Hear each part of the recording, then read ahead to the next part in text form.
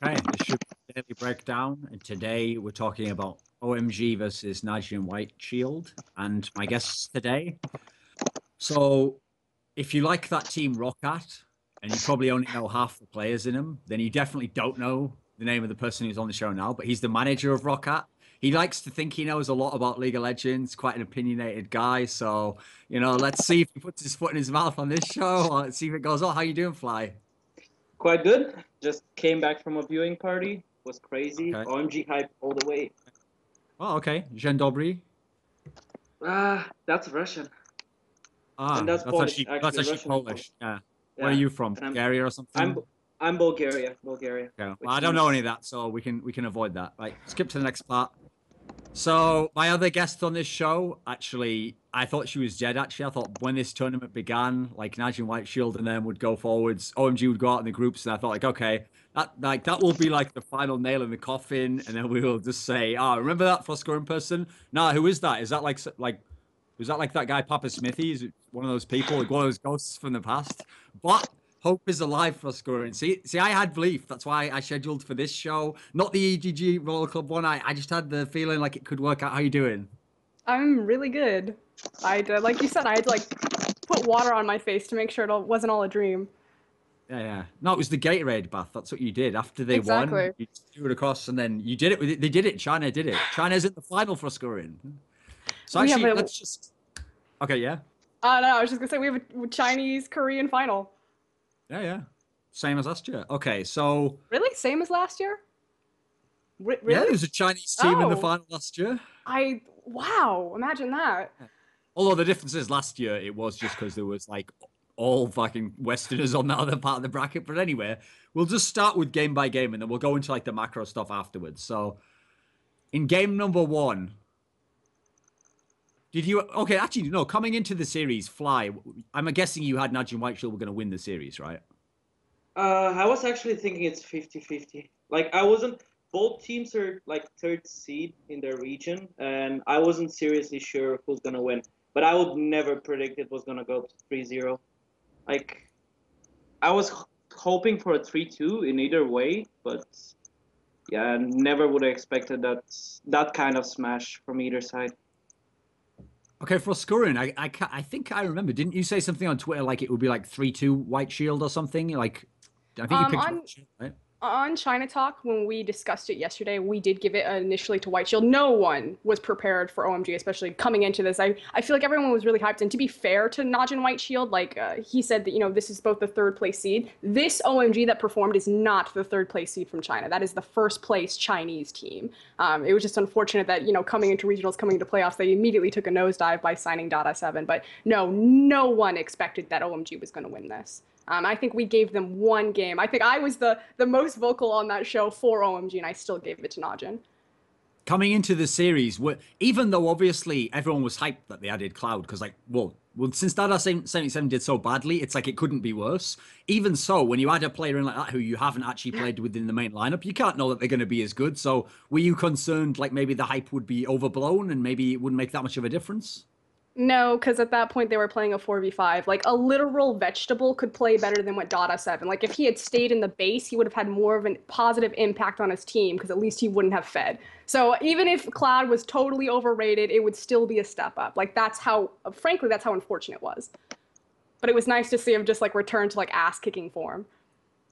Okay, so in game one, yeah, Fly, jump in. Yeah, he played amazingly in those series, in all three of the games.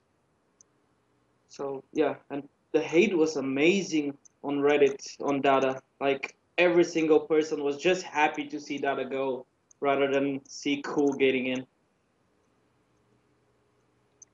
So actually, let's just before we go into the games, then we'll just talk roughly about the Cloud situation now, then, because in general, with the other players, we can talk more in depth in the games. So Cloud in general, it's not like he had a monster game in one specific game. It's more like his level was quite solid throughout, and obviously his Janna play was quite good.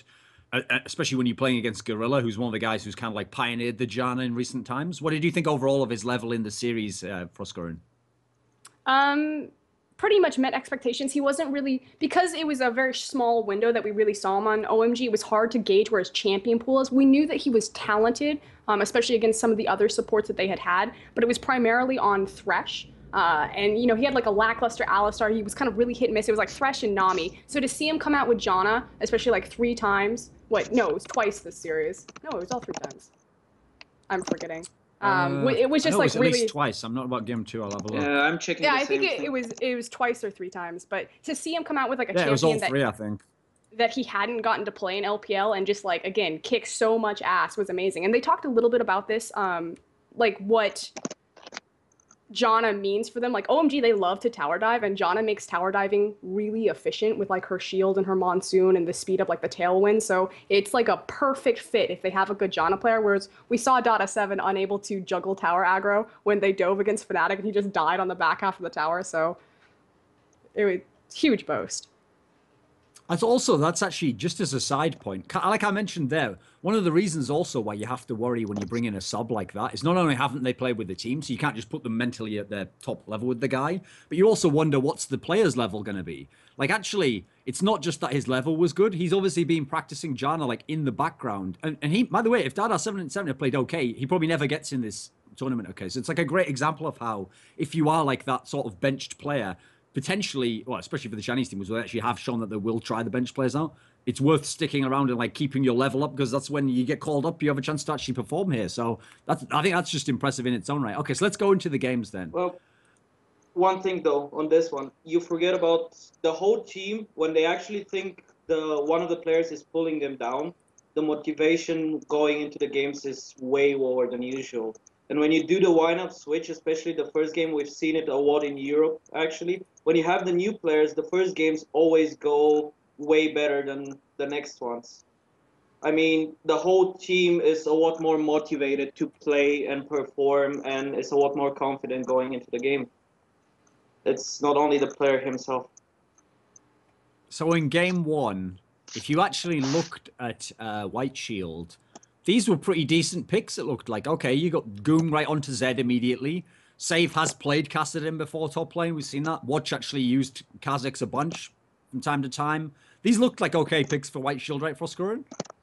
I actually really liked White Shield's comp. I don't know, like, get this out of the way. I don't know a ton about White Shield. I think I've seen maybe 9 of their games, and most of them, of course, are coming from the world stage. And that's kind of my background with them. But I've been told that, you know, there's these really creative, they make really amazing compositions. They have, like, a huge pool of styles that they can play, and they love kind of like this poke kite. And I thought it was really cool to see, like, a poke triple assassin comp. Like, I thought that was really interesting. And I think that it was brought to the attention that, you know, blind picking your solo lanes sometimes is going to cause problems. But Najin White Shield, you know, they have this reputation of having these really strong solo lanes, and that's where their carry position was. I don't think it was an issue of, you know, pick ban gone wonky, because what people tell me is this fits into the MO of Najin White Shield, so much so that they lacked execution correctly of their own composition, if that makes sense. Like, they didn't ever really force this. Like, I never saw the Winions or the split push. Like, there was a couple of rotations that they made where it was really nice and clean. Like, they got like all 3 towers. And I was like, okay, that's what people are talking about, but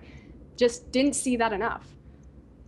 Yeah, that's actually something in the series that was a key problem. And obviously people are going to think I'm going to say this to bag on Najin White Shield and people who overhype them, but it's more like one of the biggest criticisms of China. You will see this from every analyst in the West, right? They always immediately say like, oh, they don't know how to split push. Like, if you do that effectively against them, you know, that's how you'd pick them apart and you'd like rotate them around. They wouldn't be able to do anything. Najin White Shield is exactly the team who are supposed to do that, right? They either win by like they're behind and they just like tool you around and disengage you all the time, then win at the end. Or when they're ahead, they split push and just force you into these decisions where you have to keep rotating around. You're not as good at doing it. In this series here, Froskurinn, it felt like part of why they don't split push in China is like essentially because they force fights, you can't, because you don't want to take the fight 4v5 and get engaged on. So didn't OMG do a very good job of not allowing split pushing in the series? I don't know if it was so much as that, because there was a couple times when like waves got built up, but it was very like, let's be really frank right now, the meta right now really caters to a Chinese play style. Even in like TSM, like I feel people always say that NA kind of subscribes to even I did, like the more of the Korean strategy, Yeah. you know, like Korean copycats. I think TSM is much closer to a Chinese team in style just because they're very team fight oriented. I think that came out really well against LMQ during the playoffs, and I think it came out in group stage. And the meta really favors that. It favors kind of these elongated laning phases where, you know, tower dives and skirmishes are going to be popular, and then everyone kind of groups up for dragon fight. You go back to lane phase, you group up for dragon fight, and then it's just like team fights. So like the meta right now just gives a pseudo buff to Chinese teams. Okay, that's probably the most offensive thing you've ever said, Froskurinn. TSM plays like a Chinese team. Okay, I'll skip over that anyway. How dare I say that? What did you think overall of like the approach of the teams in this series, Flyy? Like, did Najin Whiteshield have a good approach overall? They couldn't execute it? Did they have the wrong approach? What do you think of them? I think in first and third game they had the better compositions, but they didn't play to those compositions at all. Like we saw in the third game, instead of split pushing in the first game, instead of split pushing, as you said, they were trying to fight OMG 5-on-5 without a front line, without anything. Even when they tried, I think around 20th minute, after 20th minute, when they tried to actually pick up the Janna or any of the other champions, they couldn't. Like, it was too late, and OMG just turned it around. Kassadin, pretty much the usage of Kassadin was not there. Like, he fell back and back and back, and then that front line with the Aurelia was just destroying the Najin Cup after that. Yeah, that's the thing. Game one, okay, it had moments in it where it was back and forwards and you weren't entirely sure who was going to win, but game two was like the mega stomp. Like, in this game, obviously going was just insane, right, for Froskurinn. His rise. This is the Chinese rise play as well. You know, I made that point on previous shows, that when, like, Cola and those guys were all playing Rise in the group stage, I was like, what's going on here? Are they like hiding picks or something? But Gagong's supposed to be on Rise, right? Yeah, and it was a little bit shocking the first time that OMG played in group stage and Going got his initial Rise game against Fnatic, and like the casters didn't say anything about it. And like meanwhile, everyone who knows anything about Going is saying, holy shit, he just got Rise, that game's done. Like when you beat Going's Rise in China, you tack that on your resume. That's like, you make a t-shirt, I survived his Rise in lane. Casters actually said that they're picking up Rise just to deny it from safe. At some point, and I'm like, nope. It's his butter champion. Well, for second game, I understand why would they let him Rise. Okay, maybe they didn't do the research, they didn't see how much banned Rise is against them. But the third game, why would you let him another Rise after this performance? Like, made no sense at all. And Chinese teams are the ones known for like weak peak ban phase, so that was pretty funny because I think Najin, you know, pretty consistently screwed that up. And they're the Korean team. They're supposed to, you know, be like really strong in best of 5 series, have, you know, huge adaptability and play styles in this pool, and Korea so good at pick and ban phase, and the irony. So the other side of the top lane in that same game was the Save matchup, because obviously Save and Going, I think most people agreed they were the two best top laners in the tournament. But I mean, Monty, I think he himself even said on some of the Insight, he actually thought that like Save would be like head and shoulders the best, and like, this would be like a very dominant performance at the Worlds and stuff. And so in theory, even though Going's like the second best, people weren't expecting the same sort of level. And so in this particular game, game 2 was the one where Save went on his Nidalee. But this kind of like summarized how the Najin Whiteshield team could never split push, because that's what he's been doing with that AP Nidalee. You know, that's what he brought back, and that's what everyone's like, wow, it's so dangerous. And in this game, he wasn't able to do anything. What did you think? To me or Flyy? Anyone. Nidalee hype is dead. I agree with that. I think Nidalee, I didn't see the game that his Nidalee went crazy, so I can't judge that. But just like looking at that champion in the meta right now, I just don't think it's wise to go AP. Doesn't make sense, and I don't think it would work for any team. So it surprises me that it even works for him, that he's known for that. And again, I just think that Stave had a shitty tournament. He just didn't. I mean, not to say that he's like a shitty player, but, you know, players have shitty tournaments. Name had a shitty tournament. Save had a shitty tournament. Difference is Name's trash, and Save, oh, he just had a bad tournament. The thing is, I made the case yesterday for why Name isn't actually bad because of this tournament. I would actually make the same for Save, because I've always thought he's a good player. He is like a carry top laner, so he's one of those guys that endures. It's not like he's a guy where he was on top because like Renekton was powerful or whatever, Dr. Mundo. He's like a player who actually, he can play different champions and he always carries. His problem is he used to be criticized when he was at his best for having a small champion pool. People used to say he was only good on the Shyvana, Jax, like these carry top laners. And then part of his renaissance now with Najin White Shield was this like innovation of different picks. Okay, so he had this Nidalee he brought along now. In theory, he can play like, let me think. Oh, he can play Ryze, obviously, but he's not a super amazing Ryze, but he's a good Ryze. But and then the other one was he could famously play certain champions top lane that you don't usually see as much. So he was playing Kassadin, he was playing Zed sometimes top actually, which could also, the key thing there is you can make it into like a flex pick and you can fuck with the opponent a bit. And so that was always like an interesting side fact that made him such a strong player. And in this series, you never saw any of that. And he was never able to have an impact on the game, you know. It's not like he was absolutely feeding and he was terrible. Not. It's just he was never close to a carry. And that's what you expect in this team from him. So in general, do you think this is one of those tournaments where like the hype is dead and Save isn't going to be a top player going forwards? What do you think, Flyy? I think she's right. Like, he just had a bad tournament. If he's going to be good or bad from now on, it depends. But Najin in general, especially after the middle of the second game, they just panicked. Like, it felt like they were making silly mistakes. That dragon fight they had, the Nidalee, going from the back, that pretty much gave them the game. Like, Ryze got 2 or 3 kills over there, which he just got snowballing after that fight. Like, Nidalee couldn't do anything. Like, if she goes to split push, Ryze goes and kills her.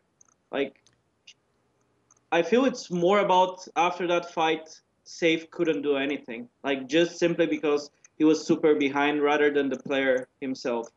And you mentioned in one of the summoneries inside that Watch is playing those supportive, tanky junglers instead of Safe, because Safe is the aggressive one on the team, playing the Ryze, those carry champions. We didn't see Watch doing that. Like, Watch tried to carry alongside with the others, and it didn't feel right. Like, just they didn't have anyone to go in and just survive the initial burst and then get the kills.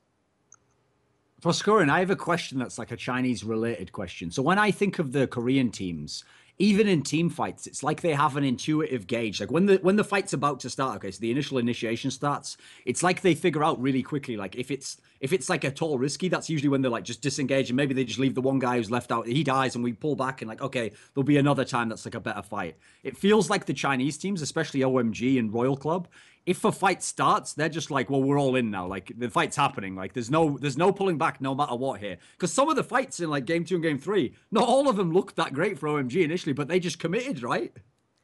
You're absolutely correct. Chinese teams are very good at flanking and they're very good at collapsing. And a lot of time when you watch like highlights and like star plays from the season of LPL, when it comes to OMG, a lot of the time you'll see like dragons and I'm like using my hand motions and looking down.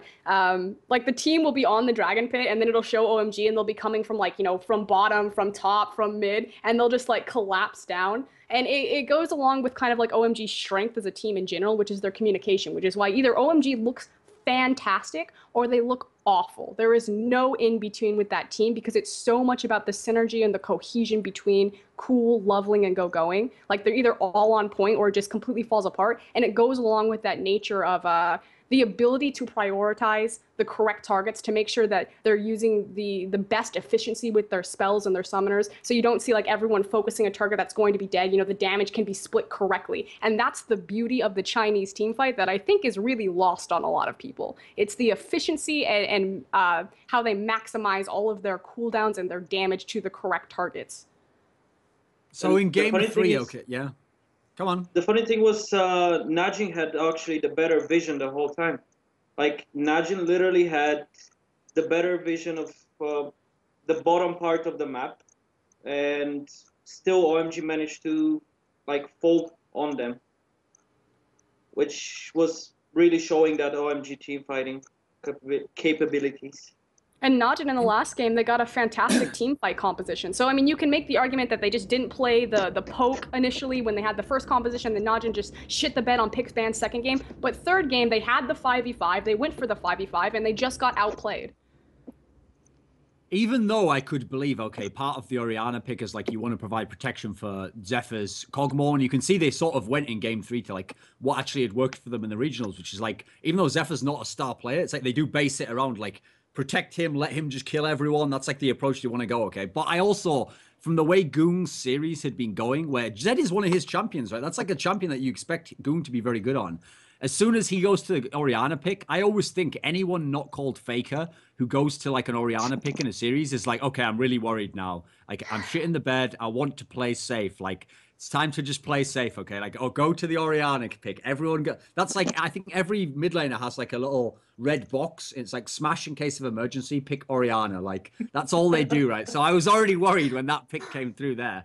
But probably the worst. In fact, actually, can you talk about what did you think of Cool versus Goong over the series, Froskurinn? I actually thought Goong showed really well in the group stage, way over Cool. And if I was going to pick a player who didn't show up from OMG to his maximum potential, it would have been Cool. I don't think Cool was playing to his skill cap. Like, the beautiful thing, and Monte Cristo actually said this, I don't know if it was on, I think it was on his reflections when he was talking about if you gave a team a coach, what would be the best team in the world, and he picked OMG because of their skill caps. Yeah. And I think that's very true. The skill caps that OMG have are incredible. It's just about getting them to consistently hit those. Well, if we're going to talk about players who like hit their skill cap in this series, but in general who maybe don't always, Loveling's a great example, because I know a lot of people who don't watch the Chinese region don't think he's that great as a jungler, right? Because they've seen some. Here's the problem, Froskurinn. Most people I've noticed in the West, even the analysts and stuff who were doing their research, they mainly just cheated and just watched the last LPL playoffs and the regional. So you saw a lot of really strong conclusions that the only evidence to support it was those two tournaments. And so that's why I can see why they were so down on OMG and why they were like hyping Royal Club to the sky, and why a lot of them also bought into like the most recent like EDG hype, like certain players are going to do so well. I actually feel like Loveling in this series, he was one of the best players, wasn't he? He's had an amazing tournament. I think consistently has been showing up. He showed up on the Evelyn. Like, he picked Evelyn. Both Chinese teams played Evelyn well. Like, everyone else has been Lisa and Kha'Zix, and then you have the Chinese teams, Eve and Jarvan. Insec, yeah, represent LPL.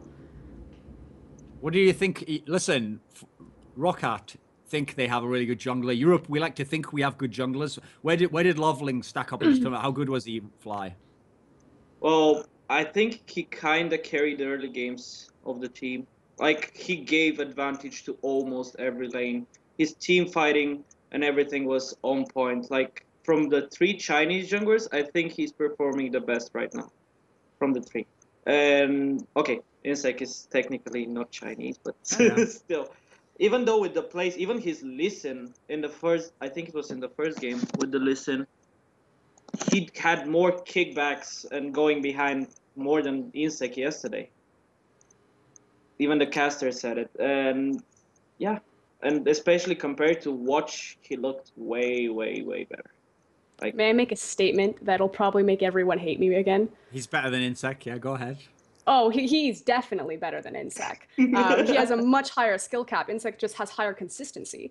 And if we're talking about junglers, because I feel like China, like, no one thinks that we have any junglers. And, like, Loveling alone has been showing that China has a jungler since, season 3. Especially against like EU and China, the metas are so different. Like, I feel like EU's meta is much slower pace, and it almost makes the junglers look better because they have longer to set everything up and to really set the pace of the game and control everything, which, also kind of develops a different style of jungle. Whereas like in China, everything's like pedal to the metal, 100 miles an hour, skirmishes are breaking out all over the place. So it's like you don't have time to set everything up. A jungler from China doesn't have time to say, we're going to set up this red buff contest in 2 minutes, or we're going to set up and force them to burn the flash and then make this gank bottom, transition that to dragon. Everything has to be very reactive. And so I think this really, like, people will look at Chinese games and say, oh, their jungling is awful, they don't know how to do anything, they can't control anything. But when they get into like an international scene, suddenly our junglers are so much better at reacting to counter ganks and things like that. Watch, the first game was all up in Loveling's jungle, just like in there, like 20. That was crazy. I was like, oh god, Watch is so aggressive, getting these deep wards down when Gorilla started to roam on Nami and getting into everyone's face. And I think OMG and Loveling, like, the style of their jungle really showed well, like being able to react to that and to not just like blatantly feed. Whereas I feel like, other junglers that are from more of a constrained region, or not constrained, stiffer structural region and how they jungle because they have time to set everything up, might not have reacted as well. Plus, Loveling played 3 different champions in this series. He played Rengar even, Loveland's not a Rengar player, is he, Froskurinn? Huh? Loveland's not a Rengar player, is he? He's an awful Rengar player. Like he's just Better than he's a good anyone's. he's a good jungler, but he's not a Rengar player. I don't think there's any good like, and it's funny because all the cast are like, oh, the Chinese Rengars. No one in China can play Rengar. Not even Insect. They're not good Rengar players. They're just strong junglers. They're strong mechanically. Like there's a difference. Like Dandy's probably sitting at the sideline just shaking his head, be like, it's not how you play that fucking champion. Sure, yeah. I mean, actually, what's funny is in LoL, there really are certain champions that only the Koreans play to like the best absolute level. I think that's obviously one for jungle that you have to bring in there. Okay, going forwards from this series, obviously the hype of they won 3-0 and they beat the Korean team, and now they're going to play the team that historically, when they've had this lineup at least, they've always done better than, and in general, they have always been able to get the better of Royal Club. Are you high enough on the hype that OMG is going to beat Royal Club when they play them in the semi-final, Froskurinn?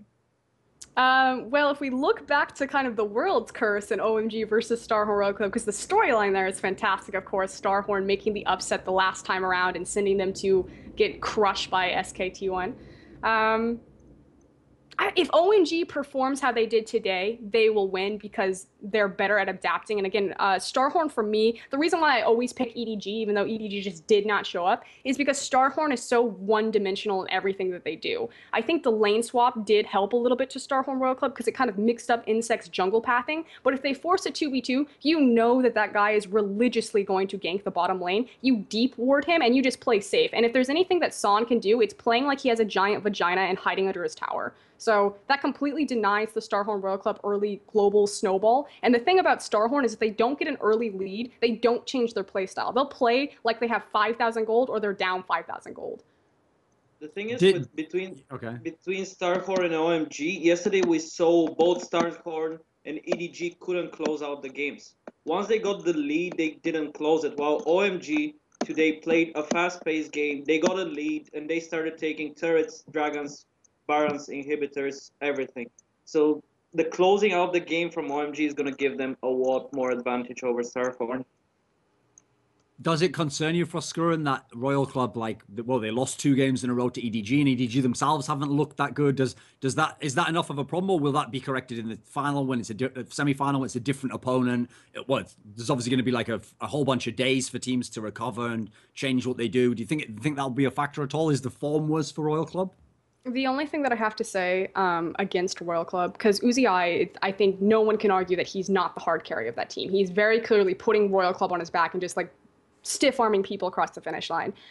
Cool and Going and Loveling are all playing, really well. Cool, maybe not up to his peak performance, but if an 80 carry goes off, and yeah, Uzi has amazing positioning that he's able to keep himself alive, but Going compared to Koro, like the difference in style that he's a carry top laner, or Cool compared to you, and the ability to get to that back line and to assassinate him, like they already have the advantage as far as the meta is concerned for the champions to kill an 80 carry. So, and their performance and their play style and be that super hyper, assassin player and the carry top laner, like that's what's unfortunate for me. I think Cola and Korn cannot do for Royal Club what Going and Cool can do against Uzi.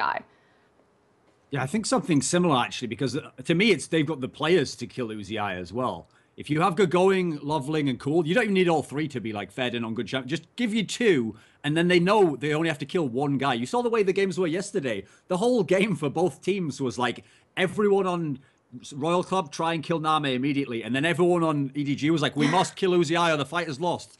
The difference is, there really wasn't that many like carry players who were doing really well on EDG. They couldn't get to Uzi, they couldn't kill him. They used to get really close and then they'd lose the game. Meanwhile, flip it the other way around. The same way Royal Club yesterday just had to go, right, if we kill Name, probably won this fight.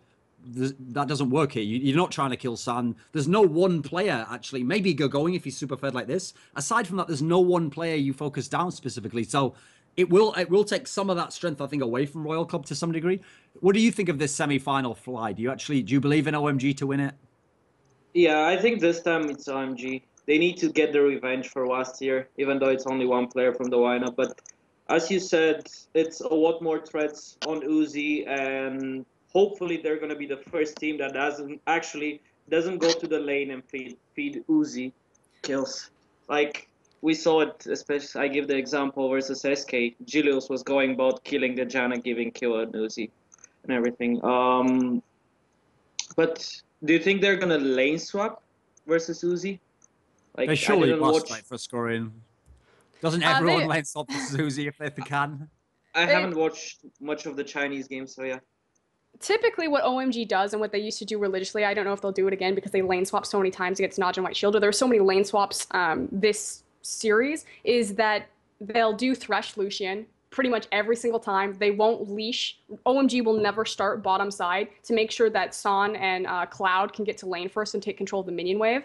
And they'll just, like I said, they'll take control of the minion wave, they'll play scared, super safe. They won't try to kill Uzi, but they'll just keep him down there. And I think that's like the real strength against, I don't think you can lane swap him. You don't want him to get the free farm and the experience and try to like trade towers with Starhorn Royal Club. I think you need to keep him in the lane, control him, and just not feed him. And that's typically what OMG have done in the past. And San's very, very good at that. OMG also has the one luxury that every other Chinese team doesn't, which is that they would actually also want their top lane playing against the other top laner. So actually they'll take the loss in the bottom lane and play safe to have going potentially winning there, and then depending on champion, Cool winning in the mid lane. Like that's actually a problem for Starhorn Royal Club, is normal lanes don't necessarily work for them entirely. Yeah, they're going to try and get Uzi super fed, but what's going to happen in the top lane? That's where they have to be worried. And so the problem there is, like you're saying, if you go and watch any old Royal Club games, it is just like after they stopped just leaving him on his own to jump out and die constantly, Insect did just learn, right, I have to just go to the bot and constantly get ganks, right? I think he has to focus top lane if he's going to play against Gagong based on that series there. I mean, I have to say, I'm not going to go crazy and like overrate Gagong's level from this one series, but this series was a very impressive overall best of 5, right? He's also performed well in group stage. Like, just general, this tournament has been fantastic for Gagong. So, okay, Flyy, you come from a region that has no good top laners, and we're just like all about junglers and apparently like mid laners. So what did you think, like seeing a really good top laner? It's probably quite refreshing to you. Like, I didn't know you could play the game that way. Yeah. Can I have those for my team? No, what about Freddy? Freddy, like everyone is saying how strong Freddy is. He's the best top laner in Europe, but they forget that he has Froskurinn. Like, everyone downrates Froskurinn so much. Like, Froskurinn is easily, with Shook and Yanko's, the best 3 junglers in Europe. And it depends really on the 3 of them. It depends who has a good day. Like, Froskurinn is single-handedly winning the games for SK versus us, for example. And then but on the other hand, Freddy won his lanes even with Julius over there, so... That's also the reason I don't go super hard on save here, right? Because one of the things, listen, everyone knows the players I like at top lane, the style that I like. In general, I think it's a bit unfair to give too much props to the people who are sort of like the supportive, like tank zoning top laners, when they can look a lot better in wins and losses than the guy who's the carry guy. Because we all know the carry guy either carries super hard or he ends up looking like shit. And you usually expect him to have such a big impact that if he doesn't, then just not having the impact makes it like, wow, he didn't show up in that game and all. Like, Acorn doesn't ever have to carry in his entire life. He doesn't even have to get a kill in a whole game. All he has to do is be Maokai, jump in and just zone the enemy carries off. People like Save and Gogoing cannot play that style of play. Not as in they don't have the skill to. If they play that style of play, their team will lose. Their job is they have to carry as well. I always put it like this. If you compare like the Acorn to like a Save or a Flame, the problem with doing that is if Flame and Save go, okay, Acorn's doing well now, so I'll just play exactly like him, right? Why is the reason why Acorn's play, it works so well there? Because he does that and then Deft carries the whole game and Dade carries the whole game, right? Who's going to carry the whole game if Save and Going and Flame do that? San isn't going to carry the whole game. Zephyr isn't going to carry the whole game. You have to have your carries in a game, You can't compare directly. You more have to compare to type, I think. So I compare Save to the other carry lanes. That's why compared to Going, he looked bad. But there's players who are other types of top laner who have a different style. Like, actually, that's one of the areas that Freddy122 in this tournament got a lot of his hype. He was playing more that style, more the zone off the enemies. He was never trying to hard carry the top lane. It was a different style of top lane, right? Trying to hard carry his window, which was pretty impressive. He did his best, but you can't really on that sort of a champion, Like, Oh, actually, he hard played- carrying on a Mundo is you don't die, you get to the massive amount of farm, you get all the items, right? That's hard carrying. He was killing the enemy AD carry on Mundo. I can just imagine how that conversation went, just like Uzi pinging him like mad, like team, hello, team. They just left him alone. No, what Freddie did was remind us of like that late season 3 nightmare realm for AD carries where they were all weak and then every fucking top laner was a Mundo with the Thornnail just bashing on the head the whole time. Like, what the fuck? And so, yeah, anyway, I think we pretty much wrapped today up. Let me think. Okay, I'll actually, since we've done the quarterfinals, let me get your thoughts on the other semi-final. Froskurinn, do you believe that White is they're gonna beat Blue, or will it be the same story as always? Will Blue somehow find a way to win? Who have you got? I really like White because I really like Mata, but I think the weakness was exposed for White, not only in like their cockiness, but kind of in some of their decision making, or I don't know if it's like emotional, like, you know, the whole tilt joke. Like, something clearly happened to White during some of their matches in the middle of their games, which of course they're still having like a dominating performance. So I want to go White, but I'm just gonna go White. I'm gonna go White. What do you mean? You can't say that. I want to go right, but actually, I'm just going to go right. Why would you want to go Blue? Everyone else thinks Blue looks weak and all that. You know, you obviously see something else. I rewatched, because I didn't watch the Cloud9 Samsung Blue games live. I watched them with Kelsey. We were kind of like talking about like Blue and their team fighting and stuff like that. And I think like Blue still looks incredibly good. Mata. I'm a support player and I just love Mata and I would love to see him win. Okay. I'm all the way for Flyy? Watch. White. White. I was gonna say That's watch the wrong maybe time out. to say watch, right? Yeah. That's absolutely the wrong time. Okay. No, I want White to win, but historically, as you said, we've seen how good they play against White. But now when the history is broken with the OGN, you know, the Reddit thread, you know, all the Samsungs, Najin and everything, I hope White can actually win this time. And I think if White wins, we're going to have a world champion from White for sure. Yeah. Like, Najin couldn't just use their compositions the proper way.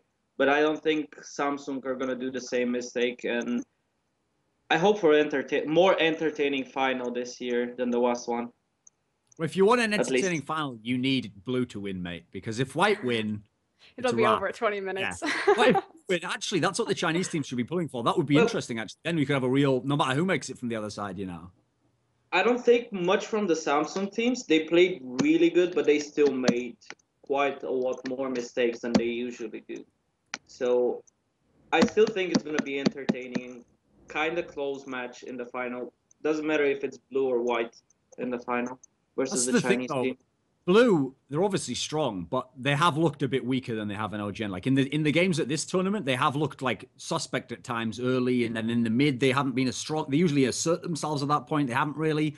Meanwhile, White can make all the mistakes they want. It's not like White make mistakes like Royal Club do, but then they have Uzi and then he hard carry. They have like 3 players who can go fucking mental and just be the best player in the server. So I think they can afford those mistakes. I think they're going to win. I think they're going to win the whole tournament now, actually. But I hope that it's an entertaining final from a Chinese team. Whoever gets there, I hope is the stronger one, and I hope they're in like the peak form, and then we get a really cool final. Because actually, from the way this has gone here, listen, Najin White Shield could have turned up, and it's not like they were that far off. They could have won this series, they could have won the semi, they could have gone to the final. But the problem is, from what we've seen here, I don't think they could have possibly matched what was coming from the other side. So you would have had no chance then, I think. So in general, I think things have gone the right way for that sense, actually. Despite all the weird upsets and weird results in the tournament, in general, it is the strongest teams who are making it through. Like the format has proven out. Okay, any final words for Froskurinn? Any final thought for the day?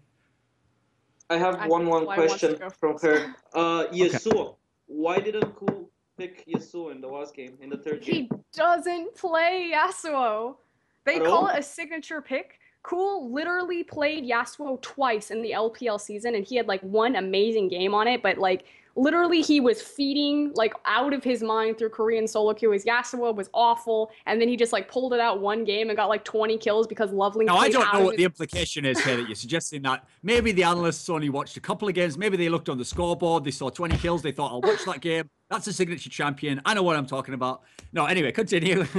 Okay, if you watch his Yasuo game where he gets like 610 GPM, which that's gold per minute, he like broke the record there. I'm pretty sure that he has the record for that in a competitive match. Loveling played fucking out of his mind Lee Sin. So of course it was a Lee Sin Yasuo combination, which is just like disgusting already. Yasuo is not a signature champion for cool. It's Ahri. Ahri is that signature champion. Okay, Flyy, did you have any comeback to that, or do you just asking a question? No, I was actually like I didn't know about that signature game of his. The signature. I was just curious. Yeah, I was just curious because my personal opinion in this game, if he had Yasuo, they would have ruffle stomped from the very beginning against the Orianna. And I was just curious why he didn't pick the Yasuo, but obviously he didn't play that much in China. So yeah. I think he's actually publicly said as long as he doesn't play Yasuo, they'll be fine. The problem with some of the signature pick statements I've heard about the Asians now is I feel like the replay system in League, like I have lost the ability to trust anymore. I actually can't put faith in people, and now I'm just skeptical at all times. Like, is that really that person's champion? I look at their face, you know. Anyway, the show's over. Do you have a final message, Flyy? Just thanks for watching. Thanks for having me on the show. You put me on the match that I have no idea about, but still. It's good. Thank you. Maybe you'll be on the Riot desk next year. Okay, on that note, we're over. End of the show, guys.